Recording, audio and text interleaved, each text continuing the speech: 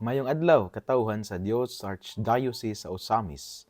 Sa ngalan sa tong talahuron nga Arsobispo, si Archbishop Martin Sarmiento Khumuwadidi, ug sa kaupungan sa tibuok kaparian dinhi sa lokal nga simbahan sa Osamis, kini nausab si Reverend Father Eman Pujutan ang maghatod kaninyo sa atong mga pagpamalandong bahin sa Ebanghelyo karong adlaw. Mga igsoon ko ni Kristo adlaw karon nga Biyernes, Oktubre 31, 2025 ug anaa kita sa o sulod na kita sa katluan nga semana diya sa ordinaryong panahon sa liturhikanhong kalendaryo sa tuang simbahan. Ug karon sa buong katapusan nga adlaw sa bulan sa Oktubre, busa karon usab gipahigayon sa mga matag parokya, matag GSK-han, matag kapilya ang ginatawag nato nga kulminasyon sa bulan sa Rosario. Sanglit atong nasayran man nga ang bulan sa Oktubre mausab ang bulan sa Rosario. Anay mga pundok nga gihimo na kini nga kulminasyon, minglabay na ang pila ka mga adlaw, apan kasagaran gayud kini siya gihimo karong adlaw, no? Katapusan nga adlaw sa bulan sa Nobyembre, kulminasyon sa bulan sa Rosario. Busa akong pagtimbaya sa tanan karon nga nagahimo niini, sa tanan nga mga devotos sa Birhen sa Rosario, sa tanan nga faithful nga nagaampo sa pag-ampo sa Santos nga Rosario, usa ka pag-ampo nato diin ato nga gipamalandungan ang kinabuhi sa atong labawng makagagahong, ang kinabuhi sa atong manunubos nga si Kristo pinaagi diha sa mga mata ni Maria. Busa sa tanan nga mga devotos sa Santos nga Rosario, nagaampo sa pag-ampo sa Santos nga Rosario, akong pagtimbaya kaninyo karong adlaw. Ako di usab nga pasalamat ngadto kang Reverend Father Nestor Duhilag, ang Padre Cura sa Holy Child Parish diha sa lungsod sa Clarin, tungod kay wala gid say duha-duha nga ning dawat sa mao nga imbitasyon nga ang formation house sa parokya sa Clarin mahimo nga venue alang sa gihimo kagahapong adlaw nga Metropolitan Synodal Report nga kini gitambungan sa mga 55 ka delegado gikan sa Dopim, Ozamis, Pagadian, Iligan ug Marawi nga gipahigayon diha sa formation house sa parokya sa Clarin. Busa kang Father Nestor Duhilag uban sa mga parokyano sa tanan nga ning serve kagahapon sa ning paamot sab sila sa ilang mga gasa, mga pagkaon, naghatod sa mga snacks. Daghang salamat kayo no gikan sa Synodal Team sa Archdiocese sa Ozamis tungod sa inyo ang pagdawat kanamo, pagdawat sa mga delegado. Ang gibuhat day kagahapon mao ang Metropolitan Synodal Report. Unsa man ni siya? Tungod kay ang CBCP UST research team nagpaygayon sila usa ka study diin ang tumong mo ang paglantaw sa mga lights and shadows sa Philippine Church through the understanding of participation, kaning communion, participation, and mission, ang three pillars sa synodality. So, nagpahigayon og interview and survey ug ang maong data ilang gi-collate, ilang gi-gather, and then ilang gi-analyze. Unya ang result ilang nga gi-report kagahapong adlaw. Whole day May dito sa parokya sa Clarin. Busa kang Father Nestor, daghang gyud kaayong salamat. Salamat sa imong pagdawat. Salamat tungod kay ikaw nahimong manggihatagon sa imuang panahon ug gasa ug uban usab diya sa mga resources diya sa parokya sa Clarin. Daghang salamat gayud Father Nestor Dohilag. Ang nintambong diay sa Archdiocese sa Osamis anay 11 ka buok. Dito si Archbishop Martin, no? O niya dito usab si Father Jason Panagiton, ang Economos Chancellor and Rector Shrine sa Birhen sa Kota.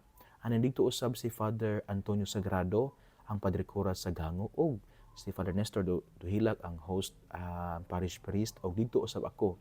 Andyan na po pipila ka mga laiko, naa si Brad Mayong, si Brad Tibo, si Brad Mayong sa Kalaw, si ang coordinator sa Kalaw, si Brad Tibo ang sa Bible Apostolate, dito usab si Brad Doldolia nga mao ang JSK coordinator sa parokya sa Clarin, dito usab si Sister Daisy Ingito sa catechetical ministry didto usab si Dr. Ray Gumisad sa ACE, unya didto usab ang asawa usab ni Mayong, unya didto usab si Swetha Sumundong, ang parish youth leader diri sa parokya ni Senyor San Vicente Ferrer sa lungsod sa Bonifacio. It was a good experience ang gibuhat kaghapon. At least nakita po nato ang lights and shadows sa Dupim Church. Nakita po nato kini in the context usab sa tuang Archdiocese of Osamis. Munang sa team usab no sa CBCP UST nga ning anhi sa tuang lugar o ning hatag sa buong report si Father Vlad o si Dr. Oyeng. Takang salamat kaninyo. Ilang flight pabalik sa Manila karong adlaw. Maayong pagbiyahe. Salamat sa inyong time. Salamat sa kahago, and may God bless you always. With the intercession of our Blessed Mother, whom we invoke here in Misamis Occidental as our Berhen Sakuta. Ngigsuon, nining adlaw nga Biyernes, Oktubre 31, 2025, harita sa itong Ebanghelyo. Nga itong pagkakutluon, sumala sa Ebanghelyo ni San Lucas. Mayaon ikaw o Ginoo. Usan niya na kaadlaw igpapahulay, miadto si Jesus sa balay sa usa sa mga inilang pariseo aron mukaon. Ug ang mga tawo naniid pag-ayo kaniya. Unya dihay tawo kinsang mga bitiis ug mga bukton nang hupong nga miduol kang Hesus. Nangutana si Jesus sa mga magtutudlo sa balaod ug sa mga pariseo, gitugot ba sa atong balaod ang pag-ayog masakiton sa adlaw ipapahulay? Apan wala sila mitubag. Unya gigunitan ug giayon ni Jesus ang tawo ug gipalakaw. Unya miingon siya kanila, kung usa kaninyo may anak o may baka nga mahulog sa atabay sa adlaw igpapahulay, dili ba ninyo kuhaon kini ni ana gayong adlaw? Apan wala sila makatubag kaniya bahin ini. Ngisuon ang Ebanghelyo sa atong Ginoo. Daygon ikaw o Kristo. Ngigsuon ang adlaw nga Biyernes, Oktubre 31, 2025, katapusan nga adlaw sa bulan sa Oktubre. Ang atong Ebanghelyo atong gikutlo, sumala sa Ebanghelyo ni San Lucas, Kapitulo 14, unya versikulo 1 hangtod sa 6. Diin kita usab gitudloan na po ni Kristo sa pagkamahinungdanon or sa kaimportansya sa pagsabot nato unsa gayud ang kanibitawong meaning sa adlaw igpapahulay. Adlaw igpapahulay, wala nagpasabot nga kanabitong we rest from doing good works. Ang adlaw igpapahulay ato kining gigahin, gihalad aron nga magdayeg kita sa Ginoo. Sanglit nining maong adlaw ning pahulay man ang Ginoo diya sa iya ang trabaho no sa kung balikan nato ang libro sa Genesis, God rested from his work no from creating the world, and the purpose of kaning Sabbath is not to rest from doing good works. Tungod kay ang maayong buhat usa man ni sa partisipasyon nato diya sa lihok sa Ginoo. Ug ang purpose of Sabbath is not to rest from doing good works, but to always offer this day as we pray to God, as we adore God. And good works, ang maayong buhat, usa man ni ka pamaagi, diin kita nagdayeg sa Ginoo. Ang mga maayong buhat, usa man ni ka pamaagi, diin atong gisimba ang Dios. Mao nang diri sa Ebanghelyo, klaro kayo og tataw nga sa adlaw pahulay, giayon ni Kristo ang tawo nga nanghupong ang bukton o ang bitiis nga miduol kaniya. Clear kaayo nga ang maong tawo nangayo og tabang sa Ginoo. Nangayog tabang kang Hesus ug ang pag-ayo sa maong masakiton is a good work. Ug ang pagbuhat nini maghatag gayud og kadayganan diha sa Ginoo. Mao binang kung atong moadto kita sa laing bahin sa Ebanghelyo, sa ingon sa Ebanghelyo, let your good works shine. Let your light shine nga ang inyo ang unsa man nga kahayag ang atong good works para asa so that others may know that you are God's children, that you may glorify God through your good works. So you see mga igsuon, nindot kay ni nga pahinumdum kanato nga kana bitawng let us not rest from doing good works. At all times, magbuhat gyud kita og maayo. Kay mao man ni ang pagbuhat og maayo, mao man ang kinigitawag nato og pagsimba nato sa Ginoo. To give you a concrete example, no? During COVID time, unsa may atong gibuhat, especially diri sa atong lokal nga simbahan sa Osamis. Bisan og COVID time, nagmisa man ang mga kaparian. Naghalad man og misa ang mga kaparian. You know why? Because mas paghalad og santos nga misa, usa man ni ka maayong buhat. O kini nga maayong buhat, nagadayeg gayud sa Ginoo. Bisan pa og daghan kayong mga babag, pero nagpadayon kita sa pagbuhat og santos nga misa because we did not stop or we don't stop doing good works. Unya, nangitag-itag pamaagi nga nag-social distancing aron nga ang tanan makasimba because it is a good work. Maayo man siya nga buhat. Ang maayong buhat, dili man maayong putlon. Ang maayong buhat, dili man maayong babagan. Ang maayong buhat, ang ngay gayud nga ipadayon. And that is one of the teachings nga atong makutlo sa Ebanghelyo karong adlaw. Ang maayo natong buhat, ato gay ipadayon. Diya sa tusab nga mga katilingban, mga parokya, na atong mga programa, maayo man nga buhat, atong suportaan, atong ipadayon. Especially no, nga taliabot ang atong kasaulugan sa pagka-diamond celebration sa lokal nga simbahan sa Osamis. Next year, magsaulog kita sa Diamond Jubilee. Tungod kay nahimo man tang lokal nga simbahan as a prelatura ni adtong January 27, 1951. And then 75 years ang nilabay ania kita karon. And so maayo man nga magsaulog kita niini. And so atong saulugon next year ang pagka 75th pagka Diamond kaning Jubilee sa Archdiocese sa Osamis. Ubi kanini na mga kalihukan, na mga activities, na mga erase nga mga funds. Tungod kay dako man nga kasaulugan, nakita mga katisismo, nakita mga daghan kay kalihukan. And so, si Kristo nag-ingon sa Ebanghelyo, ang maayong buhat ipadayon. Dili mangitag babag, mangitag rason aron kini ipadayon. And so, we support this. Mulambigit kita nini, muapil kita sa maong kasaulugan sa Diamond Jubilee sa pagkalokal nga simbahan sa Osamis next year. So you see mga igsuon, ang angay natong undangon, ang angay nga dili buhaton sa adlaw ipapahulay or sa bisan unsa nga adlaw, ang mga daotang binuhatan. Kini ang angay hunungon. Hunungon dapat ang korupsyon. Ang korupsyon dili man siya maayo. Diha sa gobyerno, diha usab sa simbahan. Diha sa gagmayng simbahan o katilingban, diha usab sa matag pamilya, hunungon ang korupsyon, kay kini dili man maayo. Ang maayo, be honest, be transparent, accountability, kini ang ipadayon, tungod kay kini man ang maayo. Ang pagkabalaan bitaw mga igsoon does not consist in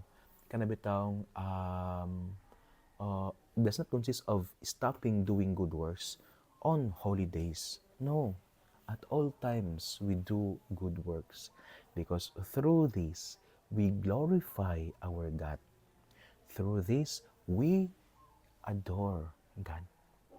Kung sa gingon ni San Pablo, diya siyang sulat ngadto sa Taga-Roma. Ingon si San Pablo, offer yourself as a living sacrifice, pleasing to the Father. How? Through your good works. Dito sa nga itong i-offer nga ito ang kinabuhi, isip usa ka sakripisyo nga buhi nga makapahimuot sa Ginoo. Onya, how? Unsan ito pagbuhat niini? Through doing good works. Mga maayong mga buhat nga makahatag og paglaom og kahayag dihas katilingban in the midst niining mga dili maayong panghitabo sa palibot. Again mga igsuon, sa Ebanghelyo si Kristo nag-ayo sa masakiton bisan sa adlaw nga ipapahulay, tungod kay ang adlaw ipapahulay, ang meaning sa adlaw ipapahulay is we rest from doing works in order nga makahadayeg kita sa Ginoo, makasimba kita sa Ginoo. But it does not mean that we rest from doing good works. Why? Because good works are our ways also to adore God, our ways also to kanang praise God. Because good works are living sacrifices pleasing to God. Busa ikaw nga naminaw nako karon, or ako usab kitang tanan, unsa ka ang mga maayong buhat nga pwede natong buhaton karong adlaw? Hatag ko og kaning suggestion. Una, attend sa misa, labi na sa culmination nining bulan sa Rosaryo. Ikaduha, kung masayop, kung makasala, say sorry. Ikatulo, kung makasinati kag maayong buhat gikan sa uban, say thank you. Kana lang tulo nga mga gagmay nga mga buluhaton apan konkreto na gayud nga pagpadayag nga kita nagbuhat og maayo. Una, simba kita tungod sa karong adlaw culmination man sa bulan sa Rosaryo. Ikaduha, kung nasayop kita, kung nakapasakit kita sa uban, say sorry. And then pagbag-o. Ikatulo, kung nakadawat kita og grasya gikan sa Ginoo, kung kita nakadawat og maayong, kung kita gibuhatan og maayong buhat kadto gikan sa tuig sa katawo, say thank you. Kanilang tulo karong adlaw mga igsoon, diin atong mapakita nga kita nagbuhat og maayo. Atong mapakita nga kita nagdayeg sa Dios. Mga igsoon, dinhi nakukutob sa akong pagmalandong dining adlaw nga Biyernes, Oktubre 31, 2025. Nga kita na malandong sa Ebanghelyo sumala ni San Lucas, Kapitulo 14, versikulo 1 hangtod sa 6. Let us not forget, we must not stop from doing good works. Ang kinahanglan nga undangon, dili maayong buhat, sala, mga butang nga makapasakit sa ato isig katawo, mga butang nga makahatag og danyos ngadto sa atong naturalesa or sa ato ang nature. Because these things, mga dili maayo nga mga butang, wala gayud napakita ang kita nagdayeg sa Dios. The purpose of Sabbath is to praise God, is to adore God. And so, kung ang maayong buhat, magdayeg sa Ginoo. Kung ang mga maayo natong buhat, nagpakita kita nagsimba sa Dios, kita nagtuo sa Dios, kita nahigugma sa Dios, then why we should stop it? Ipadayon kini. Tungod kay ang mga maayong buhat, tungod kay wala may magdagkot o suga nga itago ilawom sa lamesa. Ibutang kini sa ibabaw aron mahayagan ang tanan, aron makakita ang tanan, aron nga kita mailhan nga kita anak gayon sa Ginoo. Ang igsoon, ang maayong balita nga maong pulong ni Hesus ang ginatong paminawon pamalandungan o paningkamutan nga puy-an diya sa atong kinabuhi. Kay bulahan kayo ang tawo nga naningkamot nga magpuyo sa mga pulong ni Hesus, sama siya sa usa ka kahoy nga gitanom daplin sa sapa kansang dahon dili gayud malaya. Tiempo sa timbunga siya mohatag og mamaayo ug daghang mga bunga. Amen. So dili pa ko mohatag sa final blessing, ako dayong pasalamat usab sa mga batan-on sa parokya diri sa parokya ni Señor San Vicente Ferrer sa lungsod sa Bonifacio sa ilang sakripisyo kahago sa pag-andam sa lugar sa simbahan usab og sa paghinlo niini tungod kay nagpahigayon mi karong adlaw sa culmination sa bulan sa Rosaryo nga gipanguluhan ni sa ang mga batan-on sa moong parish youth leader nga si Suitha Sumundo. Daghang salamat sa inyong sakripisyo. Usab nauli pud ang seminaryan nga si Benji Pagatpat ning tabang pud siya, daghang salamat kaayo. Ug ako usab nga birthday greetings ngadto kang Ate Lucille Arnoco. Sakop siya sa parokya. Yes, sakop siya din sa parokya, apan sakop siya sa kapilya ni Señor Santo Niño diha sa barangay Bagumbang. Busa kang Ate Lucille Arnoco, happy birthday kanimo karong adlaw. Ug ako desab nga pasalamat sa tanan nga mga suna nga sakop sa parokya gikan sa Suna 10 hangtod sa Suna 1 sa ila ang maabtikon kayo nga pagsanong sa panawagan sa tuwang arsobispo nga maghimo kita o novena alang sa mga kalag sa purgatorio. Nya sa parokya ato man siyang gihimo nga novena misa, matag misa na mga sponsors nga mga suna. Salamat kayo sa ning sanong, salamat gid kaayo. Sayod ko sa sakripisyo nga mamataog sa iyo unya magampo alang sa mga kalag sa purgatorio. Apan a little sacrifice means a lot if we do it for our loved ones. mga sakripisyo magamay man o madako, dili makakapoy kanato kung kini atong buhaton alang sa mga tawo nga atong gihigugma, ilang dagayod ang atong nga pinangga nga mga kalag sa purgatorio. Mangigsuon uban sa pangiliya sa itong mahal nga inahan, nagisangpit natong mga misamisnon nga Birhen sa kuta, ang Dios unta magapanalangin kaninyo kanunay sa ngalan sa Amahan ug sa Anak ug sa Espiritu Santo. Amen. Mayong adlaw mag-amping ug gi Dios les siempre bendiga.